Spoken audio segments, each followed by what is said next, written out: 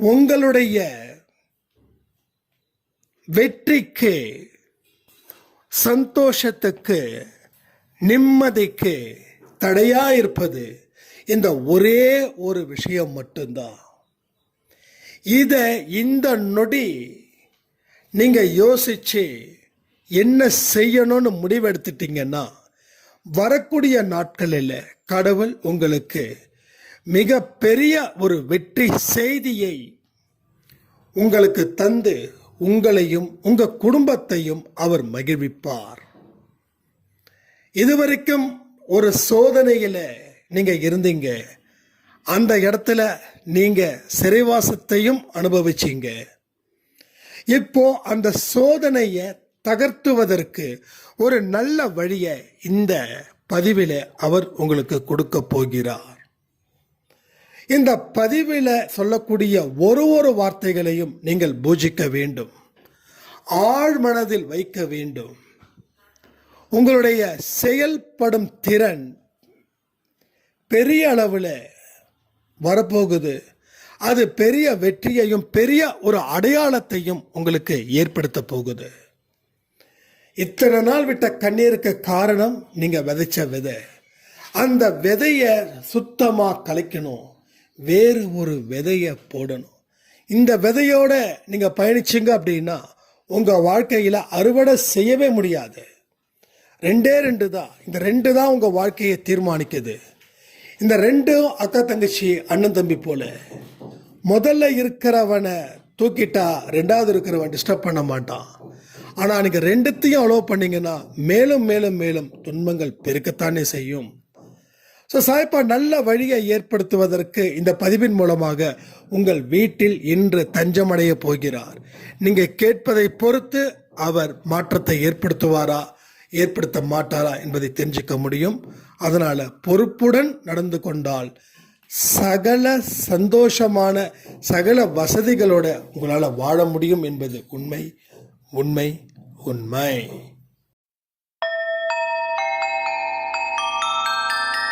ஓம் சாயிரா சாயிரா, ஓம் சாயிரா சாயிரா, ஓம் சாயிரா சாயிரா, அன்பே சாயிரா, பேரன்பே சாயிரா, அகிலம் தளிக்க ஆத்மா விழிக்க அனுதினம் சாயிரா, எங்கள் அன்பே சாயிரா. ஒன்றே இறைவன், ஒன்றே பூமிக்கென்றும் சாயிரா, சரணம் சாயிரா, நன்றே செய்து வாழ்வோம், நாம் ஒன்றே செய்து வாழ்வோம், அன்பே சாயிரா.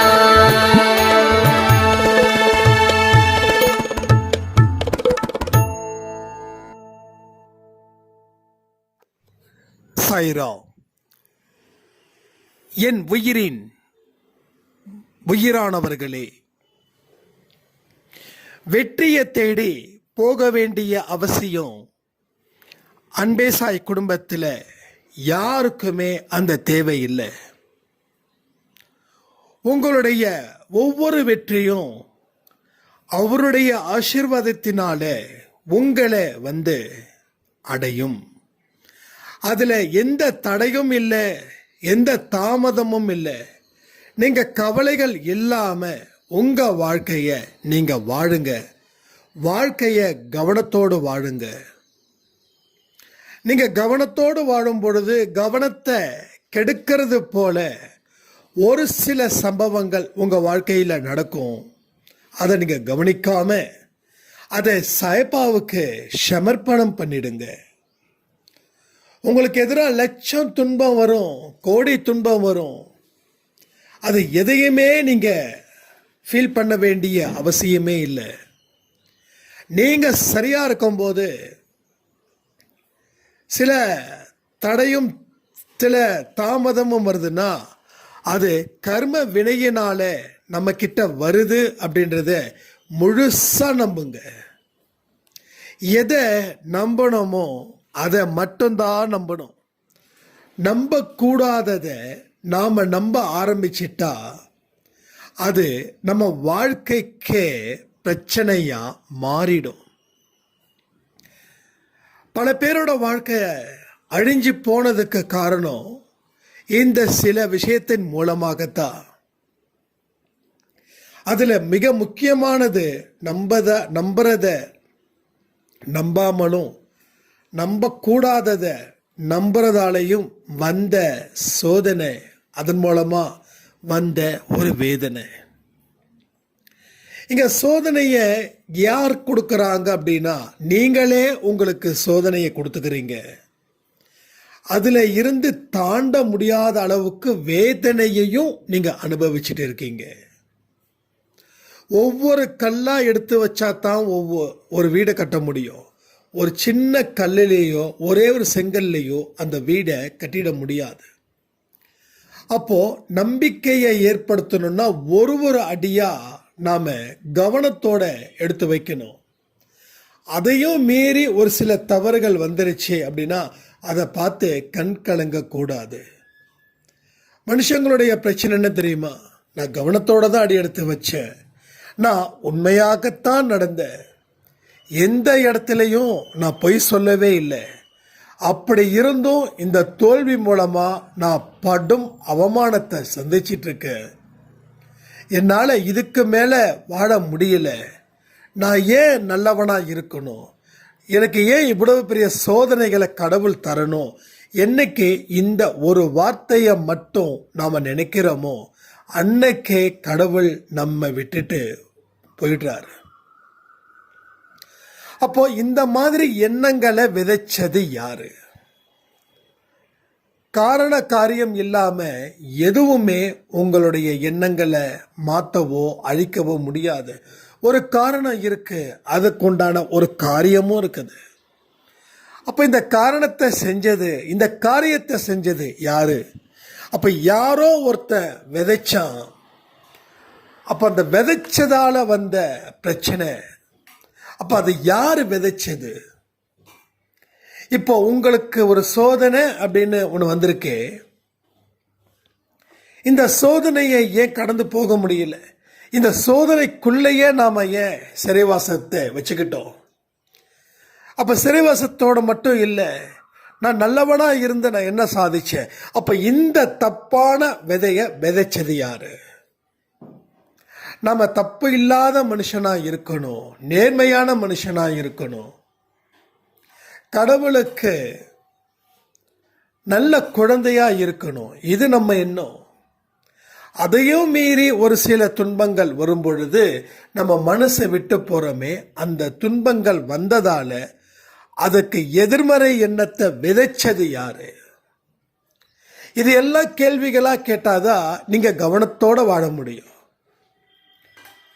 ஒரு நடப்பாதை சரியில்லை அப்படின்னு கடவுள் சொல்கிறாரு, இந்த பாதை கொஞ்சம் பார்த்துப்போ, விழுவதற்கு நிறைய வாய்ப்பு இருக்குது. அதாவது விழுந்துருவேன்னு சொல்லலை, விழுவதற்கு நிறைய வாய்ப்பு இருக்குதுன்றாரு. ஏன்னா விழுந்துருவேனா அந்த பாதையை எதுக்கு நமக்கு கொடுக்கணும்? இது வரைக்கும் அந்த பாதை சூப்பர், மேடு பள்ளம் இல்லை, கரெக்டாக இருந்தது, தெளிவாக இருந்தது, அதுக்கு உண்டான ஒரு அர்த்தமும் இருந்தது, எல்லாமே பர்ஃபெக்ட். ஆனால் இப்போ இந்த பாதை கொஞ்சம் ரொம்ப மோசமாக இருக்கு, இது விழுவதற்கு வாய்ப்பு அதிகம். இப்போ கடவுள் என்ன சொல்கிறாரு? விழுவதற்கு வாய்ப்பு அதிகம், ஆனால் விழாமல் இருப்பதற்கு வாய்ப்பு குறைவு. அப்போது குறைவான வாய்ப்பு தான், ஆப்பர்ச்சுனிட்டி கம்மி தான். ஆனால் இதை கவனத்தோடு நடந்துட்டோம் அப்படின்னா நம்ம தப்பிச்சிடலாம். அதாவது எல்லா வார்த்தைகளும் நேரான வார்த்தைகளாக இல்லை, எல்லாமே மறைமுகமான வார்த்தைகளால் தான் இங்கே கோர்க்கப்படுகிறது.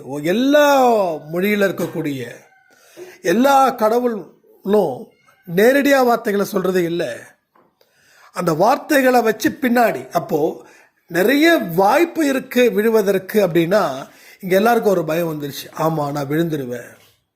அவர் விழுந்துருவேன்னு சொல்லலை, வாய்ப்பு இருக்குதுன்னு தான் சொல்கிறாரு. 90% வாய்ப்பு இருக்குதுன்னு தான் சொல்கிறார். ஏன் 99% வாய்ப்பு இருக்குதுன்னே கூட சொல்லட்டுமே.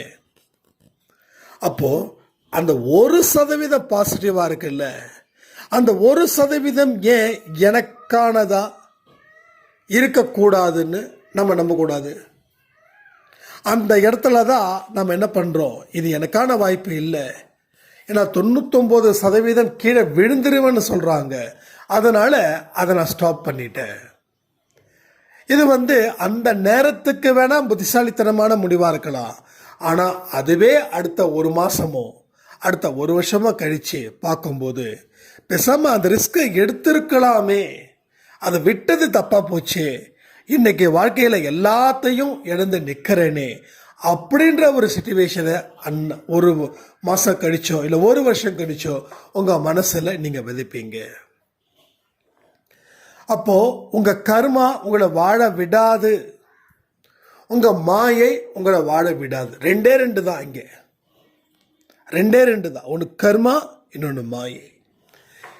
மாயையில் நீங்கள் எவ்வளவு தப்பு பண்ணுறீங்களோ அது கர்மாவோட லிஸ்டில் சேரும். ஸோ மாயை அக்கான்னா கர்மா தங்கச்சி, மாயை அண்ணன்னா கர்மா தம்பி, எவ்வளோதான். அங்கே ஆரம்பிக்கிறது தான் கர்மாவில் சேருது. மாயையை தடுத்து நிறுத்திட்டோம் அப்படின்னா கர்மா ஒன்றும் ஆகாது, அப்படியே ஓட்டு போயிடும். அப்போ யாரை நம்ம சேர்க்கிறோம்? மாயையை சேர்க்கிறோம். சேர்த்ததால யார் வரா? கர்மா வரா. அப்போ மாயையை ஒதுக்கி தள்ளிட்டோம் அப்படின்னா கர்மா வரமாட்டான். அப்போ இந்த மாயைன்றது என்னது? ஒன்று தான், அவனை விட நம்ம சூப்பராக வாழணும், எந்தெந்த வழிகள்லாம் இருக்குதுன்னு பார்க்கும்போது ஒரு ஷார்ட்கட் மெத்தடை அமைக்குது. ஒன்று இல்லைன்னா அவனோட பெயரை கெடுக்கணும். இல்லை அவனை போல என்னால் வாழ முடியாதா, ஏன் அவன் அந்த பதவி வந்துட்டான், என்னால் இந்த பதவி வர முடியாதா, இது மாதிரி போட்டி போடுறதா அந்த மாயை ஒருத்தனை கிளப்புது. நம்ம ஏஜில் இருக்கிறவங்க ஒரு கம்பெனிக்கு தலைவர் ஆயிட்டாங்க அப்படின்னா, நான் இன்னமும் இந்த இடத்துல இருக்கேனே, அவன்லாம் தலைவர் ஆகும்போது, அந்த கம்பெனிக்கு சேர்மன் ஆகும்போது, அந்த கம்பெனி நடத்தும் போது என்னால் முடியாதா, நான் செய்கிறேன் பார் அப்படின்னு இருக்கிறத எல்லாத்தையும் அழித்து மீண்டும் மீண்டும் நடுத்தருவுக்கு போராடுறது தான் மாயை. அதுக்காக போராடுறது தப்புன்னு நான் சொல்லலை, போராடு, உன்னோட பலத்தை பெருக்கிக்கிட்டு போராடு, யாருக்கும் போட்டியா நீ நிற்காத, தனிச்சு நில்லு, கடவுள் என்ன கொடுக்குறாரோ அதை உனக்கு கொடுப்பாரு, ஆனால் நீயா உருவாக்கிக்காத, கடவுள் எனக்கு இதை தான் கொடுத்தாரு, அவர் கொடுத்ததால தான் நான் வாழ்க்கையில் நான் ஜெயிக்கிறேன் அப்படின்னு. கடவுள் உனக்கு நீ நினைச்சதை கொடுப்பாரு, ஆனால் அது கடவுள் கொடுக்குறாரா இல்லை நீ உன்னோட மாய பிம்பத்தினால கடவுள் கொடுத்ததா நினைச்சு நீ செயல்படுறியான்றது தெரியணும். எனக்குமே சில விஷயங்கள்லாம் சாய்பா கொடுத்தாருன்னு தோணும். ஆனால் சாய்பா கொடுத்தாருன்னா அதில் துன்பத்தையும் கொடுப்பாரு, அதே நேரத்தில் கொடுத்ததை ஒரு பெரிய வெற்றியாக கொண்டாடவும் வைப்பார். இப்போ சாய்பா அது கொடுக்கல, என்னோட மாயையால் நான் உருவாக்கினது அப்படின்னா துன்பமும் வரும், ஆனால் அது வெற்றி வராது, அது கைவிட்டு போயிடும். அப்போ ஃபைனலாக சாய்பாவுடைய விருப்பத்தின்படி தானே நான் நினச்சேன், ஆனால் இன்னைக்கு நான் இப்படி நிற்கிறேனே அப்படின்னு நிறைய பேர் இங்கே கண் கலங்குறீங்க. அது சாய்பா கொடுக்கல, சாய்பா கொடுத்தாரு அப்படின்றத நம்பக்கூடாத ஒரு விஷயத்த நீங்கள் நம்பினதால அதன் மூலமாக வந்த துன்பம் இன்னைக்கு மிகுந்த வேதனையை உங்களுக்கு கொடுக்குது. அப்போ மாயையை உன்னால் ஒழிக்க முடியவில்லை என்றால், மாயையை உன்கிட்ட இருந்து தள்ளி வைக்கப்படவில்லை என்றால் உன்னை கர்மா விழுங்கும், கர்மா விழுங்கிடும். என்கிட்ட ஒரு சாராம் சொன்னாங்க, நான் எந்த தப்பு பண்ணலை, எதுவும் பண்ணலை, ஆனாலும் இன்னமும் வரைக்கும் என்னோட கர்மா என்னை வச்சு செய்யுது, இப்படியே தான் சொன்னார். கர்மாக்கு ஒரு வேலையே இல்லையா? நாம் என்ன விதைக்கிறோமோ அதை தான் அறுவடை பண்ண போகிறோம். அப்போ நீங்கள் என்ன விதைச்சிங்களோ அதை அறுவடை பண்ணுறீங்க. இப்போ விதைச்சது யாரு? இன்னொருத்தனா? நீங்கள் தான் உங்கள் நிலத்தில் விதைச்சிங்க. அப்போ நீங்கள் தான் உங்கள் மனசில் சில எண்ணத்தை விதைச்சிங்க, அதை இப்போ அறுவடை செய்யறீங்க. அறுவடை செய்யும் போது ஏகப்பட்ட லாஸ் ஆகுது. அப்போ ஏன் இவ்வளவு பெரிய ஒரு லாஸ், எதுக்கு இவ்வளவு பெரிய நஷ்டம்? இதனால வரக்கூடிய பேராபத்துக்கள் எல்லாமே நீங்களா ஏற்படுத்திக்கப்பட்டது. இது எல்லாத்துக்கும் காரணமா இருப்பது நீங்கள் ஒருவரே. வேற ஒருவரும் உங்களை ஆக்கவோ உங்களை அழிக்கவோ முடியாது. யாராலையும் உங்களுக்கு உதவி செய்ய முடியாது, அதை புரிஞ்சுக்கோங்க. ஒருத்தவங்க உங்களுக்கு உதவி செய்கிறாங்கன்னா அவங்க ஏற்கனவே உங்ககிட்ட கடன் பட்டவங்க. நீங்கள் ஒருத்தவங்களுக்கு உதவி செய்கிறீங்கன்னா நீங்கள் ஏற்கனவே அவர்களுக்கு கடன் பட்டவர்கள். உதவி செய்கிறதால நாம் வள்ளல் பரம்பரைன்னு நினச்சிடக்கூடாது. நான் அதை பண்ணேன், நான் இதை பண்ணேன் அப்படின்னு. அப்போது நீ ஒருத்தவனுக்கு உதவி செய்கிறனா நீ அவனுக்கு கடன் பட்டிருக்க. வேற ஒருத்தன் உனக்கு உதவி செய்கிறானா அவன் உனக்கு கடன் பட்டு இருக்கா. இதை எப்படி ஒத்துக்கிறோமோ அதுவும் அப்படிதான். எங்கேருந்து வருதோ அதுதான் திருப்பி அங்கே போகும். அப்போ நீங்கள் பலருக்கு உதவி செய்ய ஆரம்பிங்கள, கடவுள் உங்களுக்கு உதவி செய்ய வைப்பார். ஸோ உதவி செய்கிறத நம்ம விளம்பரப்படுத்தவோ இல்லை நான் அப்படி நான் இப்படி அப்படின்ற ஒரு ஆர்குமெண்ட்டோ இங்கே இடமே கிடையாது. அந்த மாதிரி விஷயத்தை நீங்கள் தயவு செய்து ஹேண்டில் பண்ணாதீங்க. நீங்கள் அப்படி ஹேண்டில் பண்ணிட்டீங்கன்னா கடவுள் உங்களை திரும்பி கூட பார்க்க மாட்டார். கடவுளுக்கு நீங்கள் தேவை, உங்களுக்கும் கடவுள் தேவை. ஏன்னா கடவுள் உங்களை படைச்சாரு. ஏன் படைச்சாரு? பிற உயிரினத்துக்கு நீ உண்மையாக இரு. உன்னை தேடி ஒரு நாய் வந்துச்சுன்னா கூட அந்த நாய்க்கு உன்னால உணவை கொடு. உன்னை தேடி காக்காவோ இல்லை வேற பறவை இனமோ வந்துச்சுன்னா உணவு கொடு. அதை ஓட ஓட விரட்டாத, அதை கல் எடுத்து அடிக்காத. இப்படிதான் நீ பல உயிருக்கு உதவி செஞ்சு உன்னோட பாவத்தை நீ குறைக்கணும். 4 பேருக்கு உதவி செய்யும் போது எந்த விதமான பாவ செயல்களும் பாவ எண்ணங்களும் உன் மனசில வராது. அடுத்தவன் கஷ்டப்படுறான்னு இருக்கும்போது நீ உன்னுடைய துணிமணியை கொடுக்குற, நீயா பிறருக்கு துன்பத்தை கொடுப்ப. அப்போ உன்னுடைய எதிரிகள் கீழே விழுந்தா கூட ஐயோ அவங்க விழுந்துட்டாங்களே சொல்லி வருந்துவேன். எதிரி கீழே விழுந்துட்டான், இனி நமக்கு வாழ்க்கை பூரா சந்தோஷம்தான், அது வெற்றி அல்ல அப்படின்ற ஒரு புரிதல் அப்போ உனக்கு வரும். அதுக்கு தான் அன்பே செயல நிறைய பேருக்கு உதவிகள் செய்யுங்க செய்யுங்க செய்யுங்க செய்யுங்கன்னு. ஆனால் யாரெல்லாம் உதவி செய்திருக்காங்களோ அவங்களுடைய மனநிலையில் இருக்கக்கூடிய இறுக்கம், அவங்க மனதில் இருக்கக்கூடிய பொறாமை, அவங்க மனதில் இருக்கக்கூடிய கெட்ட எண்ணங்கள் அத்தனையுமே பாதிக்கு மேலே குறைஞ்சிருக்குது. இதை என்னால் உறுதிப்படுத்த முடியும். இதை என்னால் 100% உறுதிப்படுத்த முடியும். அதாவது கெட்டு போனதை அடுத்தவங்களுக்கு கொடுக்கறது உதவி அல்ல. நீ அடுத்தவனுக்கு ஒரு பொருளை கொடுத்தா அந்த பொருளை உனக்கு கிடைச்சா நீ யூஸ் பண்ணுவியா? யூஸ் பண்ண மாட்டேன் அப்படின்னா அந்த பொருளை கொடுக்காத. யூஸ் பண்ணுவானா பொருளை கொடு. அப்படியே ஒரு பொருளை நீ கொடுத்தாலும் இன்னும் நீ யூஸ் பண்ணுற மாதிரி ஒரு பொருளை நம்ம கொடுக்கணும். இந்தம்மா இது சரியில்லை, இது கொஞ்சம் சரி ஒரு மாதிரி இருக்குது, உன்னால் முடிஞ்சா பாரு, இல்லை குப்பையில் தூக்கி போட்டுரு, இந்த இது ஒன்று இருக்குது அப்படின்ற மாதிரி கொடுங்க. ஒன்றுக்கு ஒன்று மோசமாக கொடுக்குற மாதிரி ஒரு நிலைமை வந்துச்சுன்னா இன்னொன்று கொஞ்சம் நல்லதாக கொடுத்துருங்க. யூஸ் பண்ணுற மாதிரி, பயன்படுத்துகிற மாதிரி. அது பொருளோ துணிமணியோ எனிதிங். கெட்டுப்போன சாப்பாடை நாய்க்கு கூட கொடுக்கக்கூடாது, புரிஞ்சுக்கோங்க. கெட்டுப்போனது தானே. இன்னும் ஒரு மாதிரி நாத்தடிச்ச சோறு வேண்டாம், அதை பூமிக்கு போட்டுருங்க. இன்னும் நாயை தாண்டின சில உயிரினங்கள் கெட்டதை சாப்பிட்டா கூட அது உயிர் வாழும், அதுக்கு ஏதாவது போய் சேரும். இல்லை மண்ணே எடுத்துக்கிட்டோம், ஏன்னா மண்ணிலேருந்து தான் இந்த நெல் விளைஞ்சது, அது மண்ணுக்கு போகிறது ஒன்றும் தப்பு இல்லை. ஸோ பிற உயிரினத்தின் மேலேயும் நம்ம கருணையோட அக்கறையோட இரக்கத்தோட நீ இருந்தால் கடவுள் உன்மீதும் கருணையோடும் இரக்கத்தோடும் இருப்பார். பிறர் குற்றங்களை நீ மன்னித்து பார், உனது குற்றங்களை கடவுள் மன்னிப்பார். இதெல்லாம் நல்ல சிந்தனைகள் மூலமா பெற்ற வார்த்தைகள். நம்ம நிறைய சிந்திக்கணும். நிறைய பேர் சொல்றாங்க, நீங்க ஏதாவது புக்ஸ் எதாவது படிக்கிறீங்களா அப்படின்னு.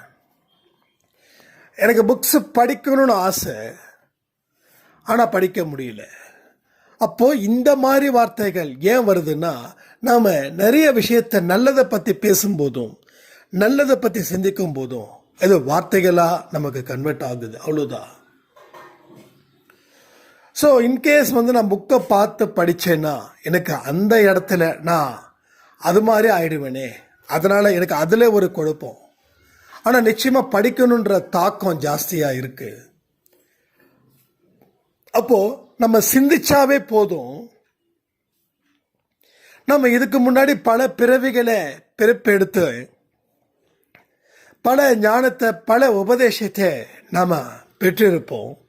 அந்த பெற்ற ஞானமும் பெற்ற உபதேசமும் தான் இன்னைக்கு நமக்கு நிறைய வார்த்தைகளை அது கொடுக்குதுன்னா யோசிச்சு பாருங்க. அப்போ நல்ல எண்ணத்தை உருவாக்க உருவாக்க உருவாக்க நீ சுத்தமாக்கப்படுகிறாய். உன்னுடைய உடம்பு உன் மனசு எல்லாமே பரிசுத்தமாக இருக்கணும். இங்கே எத்தனை பேருக்கு இருக்குது? உடம்பு நல்லா இருக்கும், ஆனால் மனசில் ஏகப்பட்ட தொல்லைகளும் ஏகப்பட்ட கவலைகளும் இருக்கும். அப்போ உடலும் முக்கியம், உன் மனசும் முக்கியம்.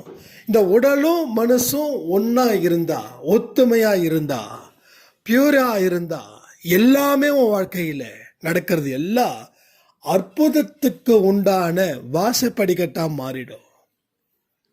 அற்புதத்திற்கு உண்டான வாசப்படிக்கட்டு. ஸோ வார்த்தையை கவனிங்க, வார்த்தையை மனசுல வைங்க, வார்த்தைகளை பூஜிக்க வேண்டிய வார்த்தைகள், நல்ல வார்த்தைகள் எல்லாமே.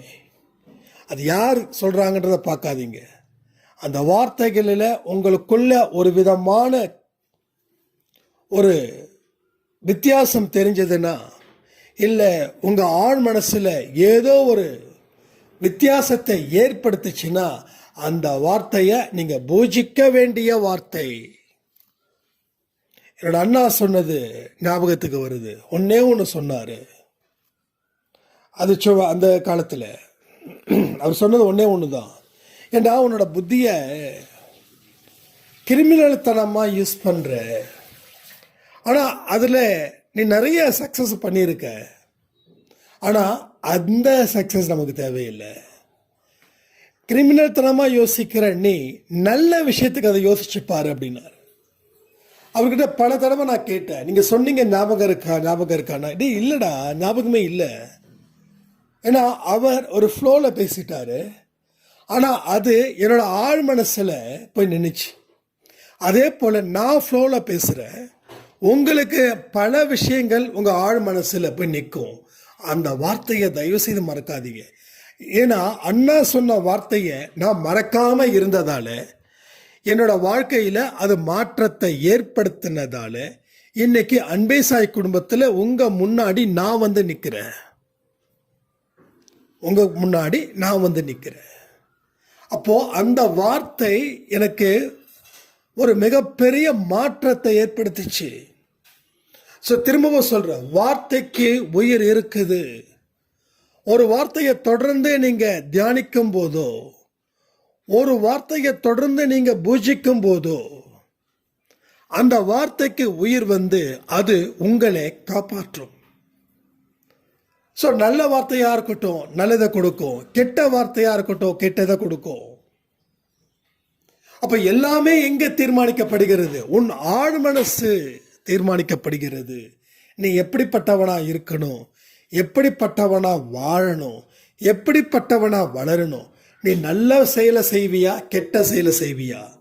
உன் வாழ்க்கையில் பலன் நிற்குமா, இல்லை பலகீனம் நிற்குமா?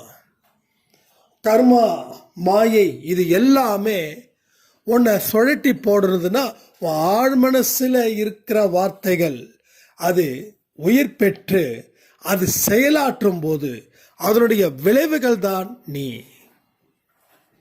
சந்தோஷ் அப்படின்னா என்னுடைய செயல்தான் நான். அதே போல் நீங்கள் உங்கள் பேர் இல்லை, உங்கள் செயல் தான் நீங்கள். அதை புரிஞ்சுக்கோங்க. எம்ஜிஆர், எம்ஜி ராமச்சந்திரன் அப்படின்னா அந்த எம்ஜி ராமச்சந்திரன் தமிழ்நாட்டில் ஒத்த பேர் தானா? இல்லை வேர்ல்டில் ஒத்த பேர் தானா? இல்லை, நிறைய பேர் இருக்காங்க. அப்போ அவங்க என்னதான் எம்ஜிஆர் அப்படின்னு ஷார்ட்டாக வச்சுக்கிட்டாலும் எம்ஜிஆர் ஆயிட முடியாது. அப்போ அந்த எம்ஜிஆரே ஏன் அந்த பேர் சொல்லுதுன்னா அவருடைய செயல். அப்போ அந்த செயல் எங்கேருந்து வந்தது? அந்த எண்ணம். அந்த எண்ணம் எங்கேருந்து வந்தது? அவங்க ஆழ் மனசு. ஸோ இதை தான் நம்ம தெரிஞ்சுக்கணுமே தவிர அவரை போல இருப்பேன், இவ்வளோ போல இருப்பேன் வேணா நடையில உடையில சாயல்ல இருக்கலாம், ஆனால் செயலில் இருக்கிறோமா? அது ரொம்ப முக்கியம்.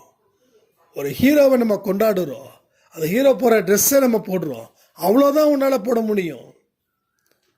அப்போது அந்த வெற்றியை எப்படி அவங்க பெற்றாங்கன்னா அந்த ஆழ் மனசில் இருக்கக்கூடிய எண்ணங்கள் அடிப்படையில். யாரும் யாரையும் ஃபாலோ பண்ண வேண்டாம்.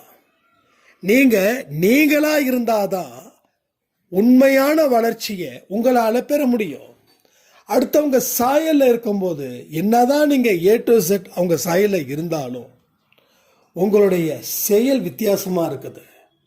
அதனால் போதுமான அளவுக்கு உங்கள் வாழ்க்கையில் கவனத்தை நீங்கள் வச்சிட்டிங்கன்னா மட்டும்தான் போதுமான சக்ஸஸ் பாயிண்ட்டு இங்கே கிடைக்கும். இல்லைன்னா எனக்கு கிடைக்கலையேன்னு நினச்சி ஏக்கத்தில் தான் நம்ம வாழ முடியும். அதே ஏக்கத்தில் தான் இந்த உலகத்தை விட்டு போகவும் முடியும். ஸோ அற்புதங்கள் இங்கே நிறைய நடக்க போகுது, அதிசயங்களும் நிறைய நடக்க போகுது.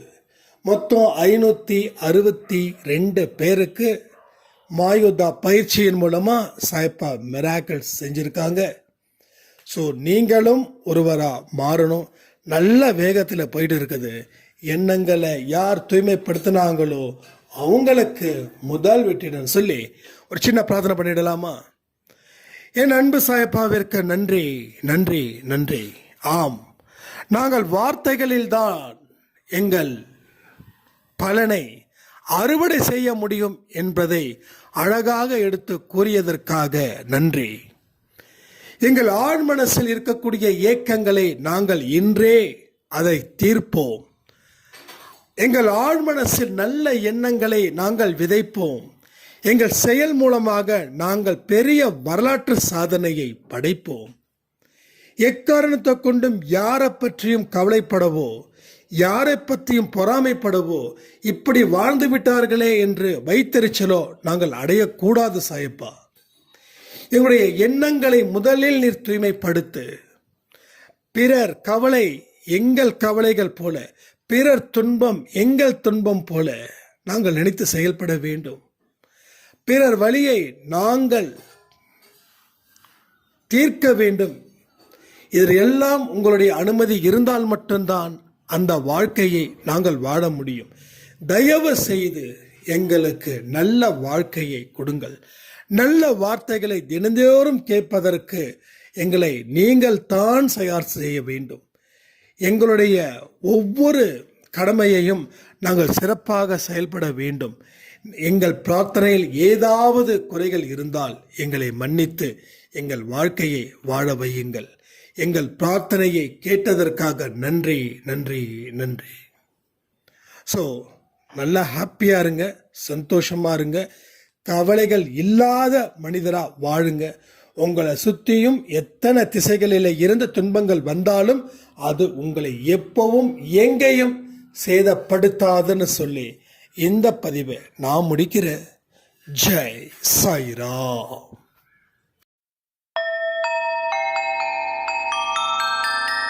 ஓம் சாயிரா சாயிரா ஓம் சாயிரா சாயிரா ஓம் சாயிரா சாயிரா அன்பே சாயிரா பேரன்பே சாயிரா அகிலம் தளிக்க ஆத்மா விழிக்க அனுதினம் சாயிரா எங்கள் அன்பே சாயிரா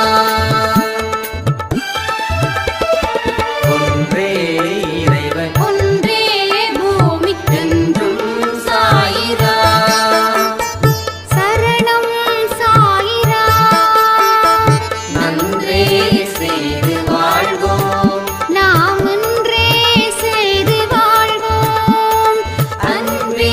சாயிராம்